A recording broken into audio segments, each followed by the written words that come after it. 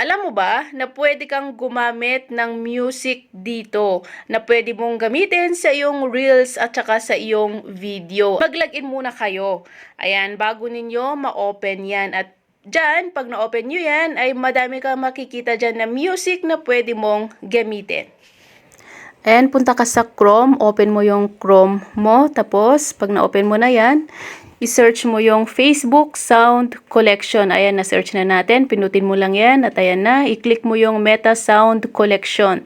At pag makikita nyo may malaking square dyan at dito sa may baba may maliit na square, i-check nyo yan. Ayan, naka-green na siya.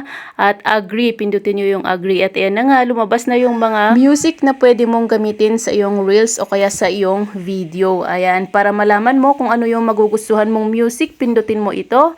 Ayan, at magpo-play lang yan yung music na pinili mo. At pag may nagustuhan ka na, ang kailangan mong gawin, i-download mo yan para diretso sa iyong files at para magamit mo sa iyong reels o kaya sa iyong video. Paano i-download yan? Pindutin mo lang yung arrow dyan pababa.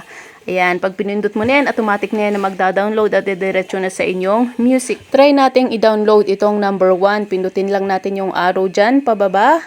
Ayan, pindutin lang natin yan. At pag napindot na natin yan, ay nada-download na yan.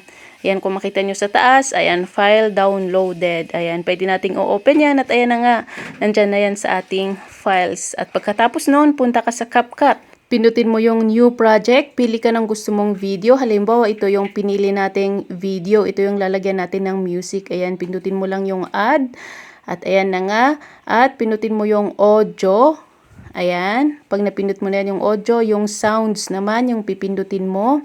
At yan na yung lalabas dyan. Pindutin mo itong parang box na yan sa taas. At yung device, pindutin mo yung device. Ayan, makikita mo na yung mga dinownload mo na music o kaya audio. At kung mapapansin nyo, nandito yung dinownload natin kanina at pwede natin yang gamitin. Ang gawin mo, pindutin mo yung plus. At ayan, naidagdag na yan dun sa video natin. At yun na yung music ng ating video. Yun lang ang gagawin ninyo. And thank you for watching. Stay safe and God bless. Bye!